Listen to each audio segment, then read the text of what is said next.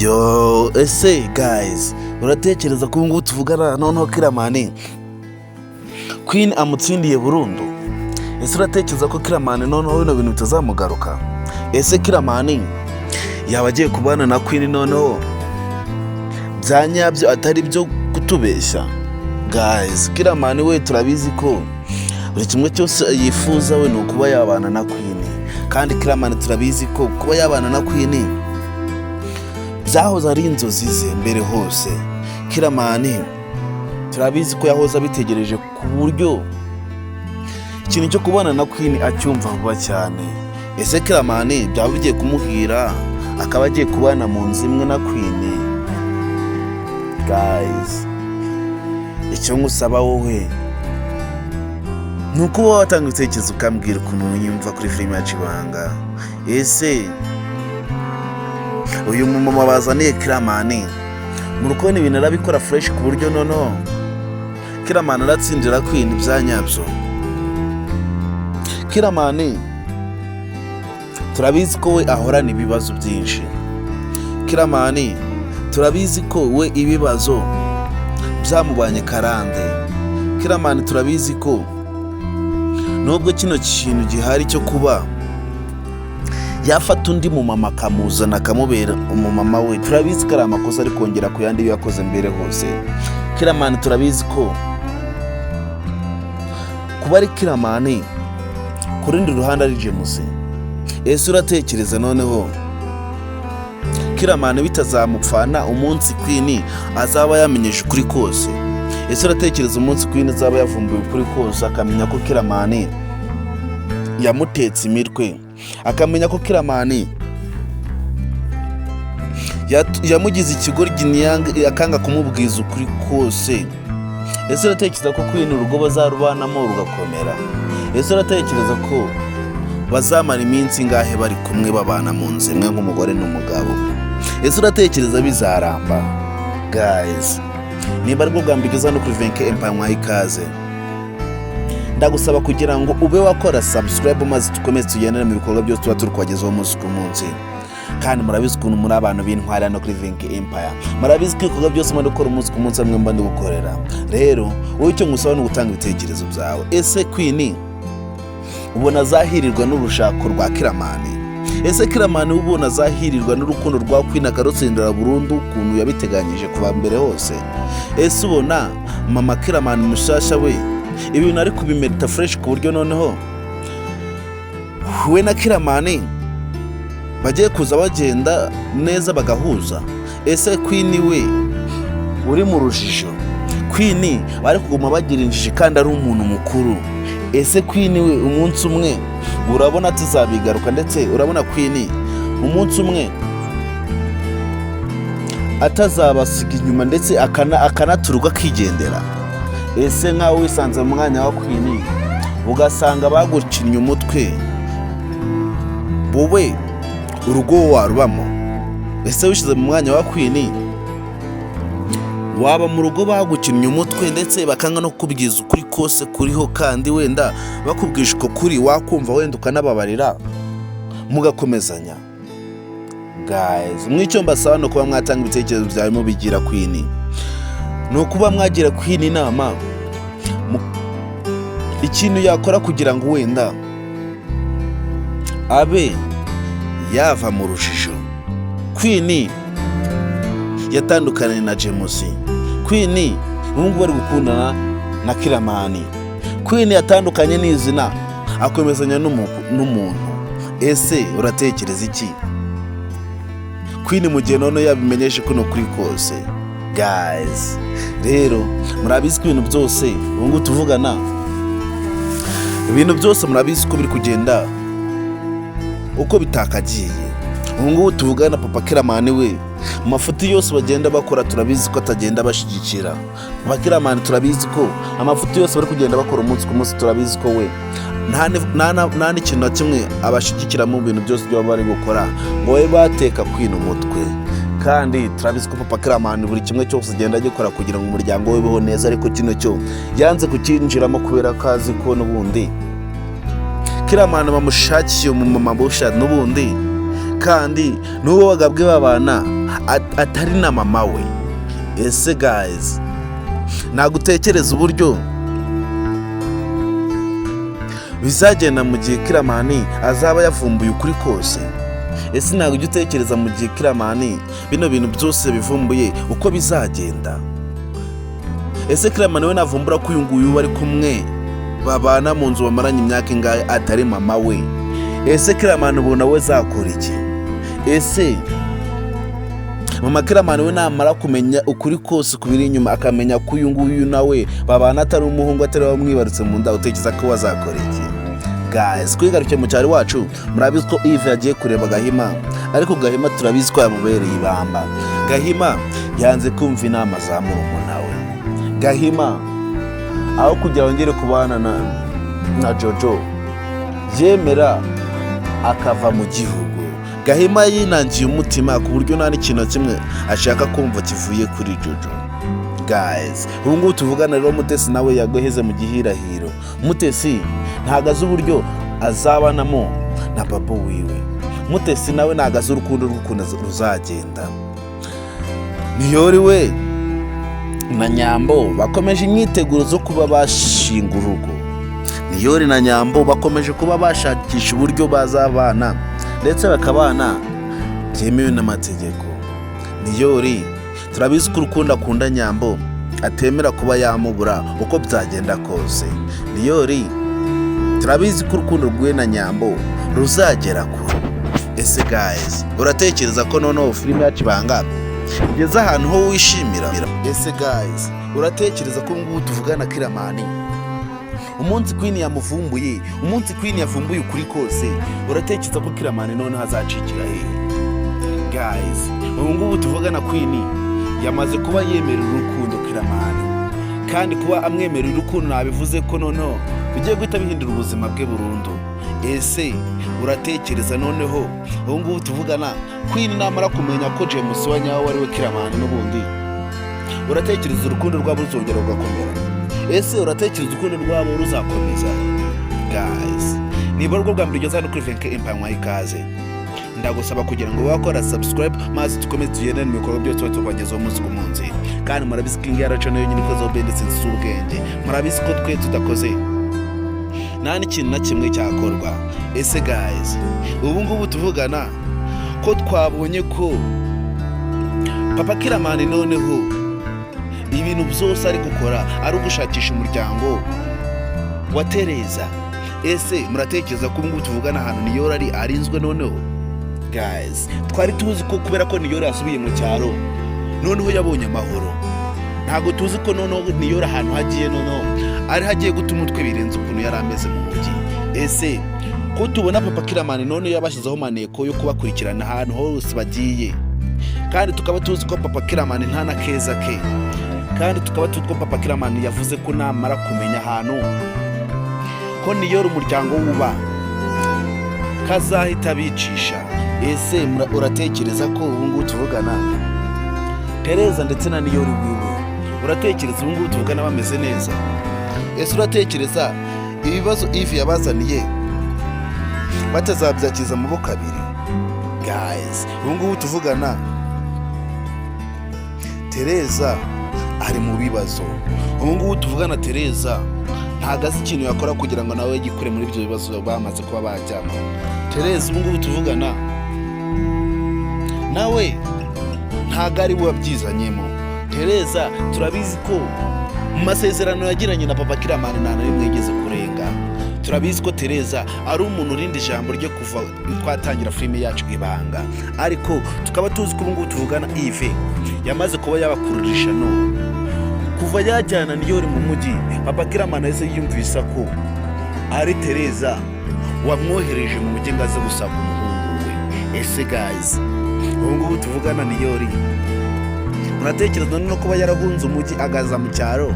Muratekereza noneho ahungira n'ahava byose atari kimwe? Guys, ubu ngubu tuvugana noneho ntabwo tuzi uburyo Tereza araza kubyitwaramo namara kumva ko babakurikiranye no mu cyaro, noneho hakaba hariho n'umuntu ubacunga aho bari kujya hose. Ese Tereza uratekereza noneho warakora iki? Uratekereza noneho aragirira impuhwe Yves n'amafuti yose yabakoreye? Ese Yves we urabona kwiriye imbabazi n'ibintu byose yakoreye Niyori ndetse n'ibibazo byose yashize mu muryango wose? Guys, ngubu tuvugana noneho turetse bya Niyori na papa Killaman ndetse na Tereza wiwe ndetse na Yves, ibyago byakomeje kuba ibindi. Gahima wikururiye ishano, none ubu ngubu tuvugana Gahima ntago gifite uruvugiro mu rugo rwe. Gahima ubu ngubu tuvugana ntago azi uburyo zongera kugaruka imbere y'umugore we. Gahima twafatiraga nk'icyitegererezo, twafata nk'umuntu w'umugabo.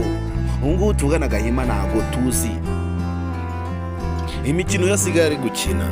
Guys, murabizi ko ngubu tuvugana Gahima ibitekerezo byamubanye byinshi. Gahima asigaye atekereza kikamurenga, kandi ko tuzi ko ari umuntu wifashije ndetse ari umuntu ufite ijambo mu gikorwa cyose cyakoze, agikorana n'umuntu n'umuvugiyemo mu gihe yabanaga na Jojo.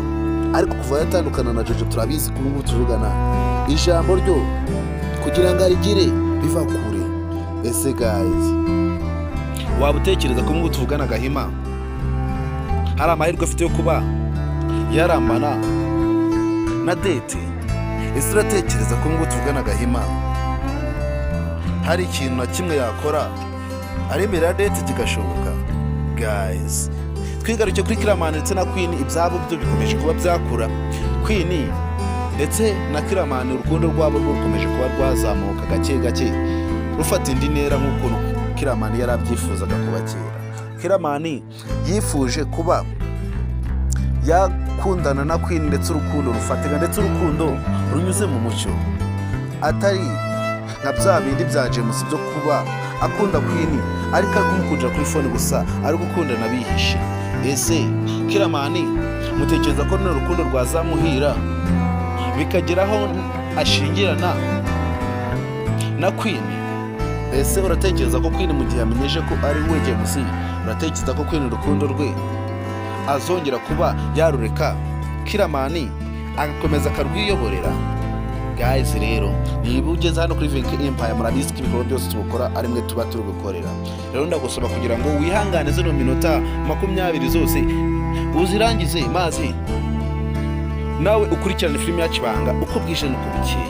Guys, rero ngo tuvugana mama Killaman nawe ntagaze umwanzuro yafata, ntagazi ikintu kiri kujya mbere. Mama Killaman aho ngaho nawe abaraho ngaho yiturije atazi ikipe iri gukina n'indi. Ariko muratekereza mu gihe Mama Killaman nawe yamenyesha amabanga y'umugabo we yose, uratekereza bizamugwa amahoro? Ese uratekereza ko Mama Killaman umunsi yavumbuye ko umugabo we ibintu byose abikorera impamvu, uratekereza amakosa yose yishizemo atazamurenga? Guys, turabizi ko ngubu tuvugana Mama Killaman aba yiturije yebereye mu turimo two mu rugo. Mama Killaman aba aho ngaho nta n'ikintu kimwe yitaye, kubera ko azi ko afite umugabo mwiza ndetse umugabo mwitaho ndetse umugabo umenyera buri kimwe cyose, kubera ko azi ko umugabo we kuba babana nta n'imico mibi aramumenyaho. Umugabo we kuba babana ntaramuca inyuma, nta n'ikintu kimwe aramukorera kugira ngo wenda abe yanamukeka. Ariko turabizi ko ngubu tuvugana Papa Killaman afite amafuti menshi. Papa Killaman buri gikorwa cyose cyakoze agenda agishiramo amafuti. Papa Killaman agize kuba yaraguze umuntu ndetse agize kuba nono yanashimuta abandi bantu, ndetse Papa Killaman agize no kuba baramugeretseho icyaha cyo kuba yatera inda Anita. Noneho Papa Killaman noneho akomeje yongeraho ibindi byaha byo kuba yakurikirana Niyori mu cyari wabo kugira ngo abe yabagirira nabi. Guys, rero niba ukunda Ibanga ndagusaba kugira ngo ube wakora subscribe hano kuri Vinke maze tukomeze tugende mu bikorwa byose muri kugeza umunsi ku munsi, kandi murabikunda bakunda cyane, murabikunda abantu b'intwari. Kanongere mbahe ikaze mwe mukunda filime yacu Ibanga, namwe bakunzi ba Miss Nyambo muri rusange. Niba ugeze hano kuri Vinke Empire ukari bwo mbere hageze, ikintu ngusaba ni ukuba wakora subscribe kugira ngo dukomeze tugendane mu bikorwa byose tuba turi kugeza umunsi ku munsi. Niba uri umunyamuryango, murabizi ko buri munsi umunsi ku munsi tuba turi kugeza ibikorwa byose bya filime yacu Ibanga, kandi murabizi ukuntu tubanabakunda cyane. Rero niba uri umunyamuryango, wowe icyo nkusaba ni ukuba wakurikirana ibikorwa byose mba ndi kukugezaho. Ese twiganiriye gatoya kuri filime yacu Ibanga, utekereza ko ubu ngubu tuvugana Papa Killaman ibibazo byose yizanyemo bitazamusiga ahubwo abuze ikintu cyose cyatunze? Papa Killaman turabizi ko nubwo ahora yihagazeho, turabizi ko ahora mu bizago nawe. Papa Killaman nubwo aba yigize umuntu w'umugabo, akaba yigize umuntu wa danje, turabizi ko Papa Killaman nawe ari umuntu nk'abandi. Turabizi ko yagiriwe nabi ababara. Ese kukunda Ibanga ndetse ukabona yikurikirana umunsi ku munsi, uratekereza ko ngo tuvugana Killaman kuba yirara ngo yatsindiye Queen, uratekereza Killaman atakiri kure? Ese uratekereza ko Killaman ubu ngubu tuvugana yatsindiye Queen? Ese Killaman uratekereza gutsinza umutima wa Queen burundu akawujyana? Uratekereza bitazamugora? Guys, Killaman nawe turabizi ko nawe atagira akantu k'akageso. Killaman turabizi ko nta makosa ye, ariko Killaman amakosa yakoze kuva mbere hose yo kuza yiyita andi mazina, turabizi ko ahazaza azamukoraho. Turabizi ko ahazaza Killaman amafuti yakoze yo kuba yiyita amazina yandi, akiyita James ndetse akaza yiyita andi mazina adasanzwe, turabizi ko azamukoraho. Ariko ubu ngubu tuvugana, turabizi ko ubu ngubu tuvugana Papa Killaman nawe akomeje kuba yashakisha umuryango wa Tereza uko bwije n'uko bukeye. Papa Killaman umuryango wa Tereza ari kuhiga bukware. Ese uratekereza ko Papa Killaman namara kumenya ahantu h'umuryango wa Niyori uri, ndetse akamenya ko Tereza babana, ndetse uratekereza ko Papa Killaman azabareka amahoro? Guys, turabizi ko Papa Killaman ari umugizi wa nabi. Turabizi ko Papa Killaman nta na keza ke. Turabizi ko Papa Killaman nta n'ikintu na kimwe kimugenza kizima. Ese uratekereza ko Papa Killaman namara kumenya ahantu Tereza aba, ndetse akamenya ahantu Tereza atuye, uratekereza hari amahoro bazongera kuba bamugirana? Guys, ikintu dutegereje ko kumva ni ukumva ko Tereza ndetse na Niyori bavuye mu buzima. Kandi buri muntu wese ukunda Ibanga ndetse umuntu wese ukurikirana filime yacu Ibanga arabizi. Urabizi ko ubu ngubu tuvugana Papa Killaman ikintu cyose cyahungabanya umuryango we ni uko kirimburira kure. Turabizi ko Papa Killaman atifuza kubona umuryango we watandukana kubera ko haje Tereza cyangwa se haje undi muntu watuma umuryango uhungabana. Ese uratekereza ko ngo tuvugana Tereza hari amahoro azagirana umugabo wo mu mujyi? Papa Killaman imikino yayishyize ku ruhande. Papa Killaman byo kuba yakina yamaze kuba yabishira ku ruhande. Ubu ngubu ikintu gisigaye ni ukuba yarwana intambara noneho yeruye. Ariko turabizi ko nubwo ahora agenda kuri Tereza, turabizi ko Tereza we nta nikosa na rimwe aba yakoze. Turabizi ko Tereza mu bintu byose uko byatangiye, turabizi ko Tereza acyubahiriza amasezerano yagiranye na Papa Killaman. Tereza turabizi ko ahora agendera ku isezerano bagiranye mbere hose.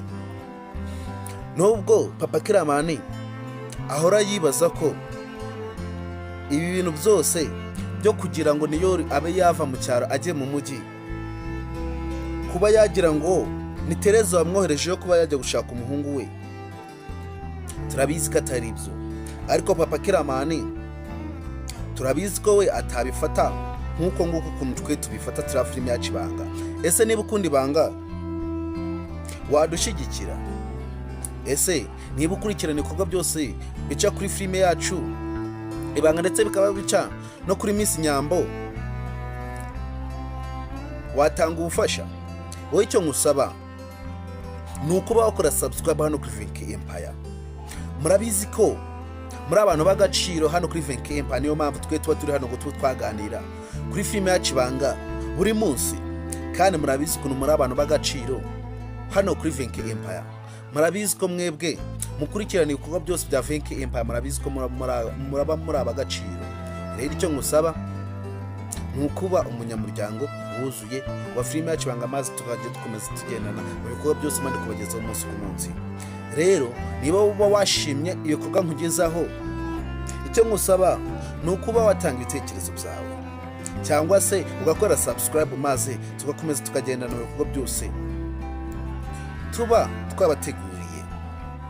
Ese guys, uratekereza umugabo nka Gahima akwiriye kuba yaba mu gihugu? Ese uratekereza umugabo nka Gahima hari ijambo yaba akwiriye kuba yagira mu gihugu cy'u Rwanda? Gahima turabizi ko kuva mbere hose twamufataga nk'umuntu w'intangarugero. Gahima kuva mbere hose turabizi ko twamufataga nk'umuntu w'agaciro, ndetse Gahima twari tuzi ko ari umuntu utakora ikosa ryo kuba yahemukira umugore we.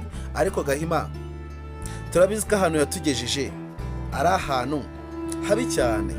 Gahima twamufataga nk'umuntu wodufatiraho icyitegererezo, ndetse Gahima buri gikorwa cyose yakoraga nicyo twagenderagaho buri gihe. Ariko ubu ngubu Gahima, ubu ngubu tuvugana, yarandagaye. Gahima nta jambo akigira muri Gasharo. Ese Gahima kuba yaritereje Dete ndetse akaba yamugaraguza agati, uratekereza ko Dete ibikorwa akora atari ibikorwa bya kigabo? Dete uratekereza aba ari kumuhemukira? Guys, Dete ubu ngubu tuvugana, njyewe ntangiye no kumufana, kuko umugabo utumugore we akajya gushaka undi ku ruhande, yagakwiye kubaho nk'ukuntu Gahima nawe abayeho. Ndetse ndakeka ko ngubu tuvugana Gahima nawe yatangiye kuba yicuza ibintu byose byakoreye umugore we, atangiye kuba yabyicuza. Ese uratekereza ko ngubu tuvugana Gahima kuba ari kwicuza bidakwiriye? Guys, rero mwe mukunda Ibanga, icyo mbasaba ni ukuba mwakurikirana ibikorwa byose mandi kubagezaho umunsi ku munsi. Rero ntabatindiye, murabizi ko twe tudatinda mu magambo, murabizi ko ibikorwa byose tukagezaho umunsi ku munsi aribwo byivugira. Icyo ngusaba ni ukuba wakora, wowe icyo ngusaba ni ukuba wakora subscribe hano kuri Venke Empire, maze tugakomeza tukagendana mu bikorwa byose tukagezaho umunsi ku munsi. Niba uri umuntu ukunda Ibanga ndetse ukabona akunda Miss Nyam, ndetse ukabona ashaka kuba wagira uruhare kuri filime yacu Ibanga by'umwihariko, ndagusaba kugira ngo nuva hano kuri Venke Empire ukoze subscribe kugira ngo ube umunyamuryango wuzuye. Rero nagutindiye, twongere duhure ku episode ikurikira filime yacu Ibanga, kandi ndabakunda cyane kandi muri abantu b'agaciro hano kuri Venke Empire. Rero twongere duhure ku munsi w'ejo tukugezaho episode ikurikira.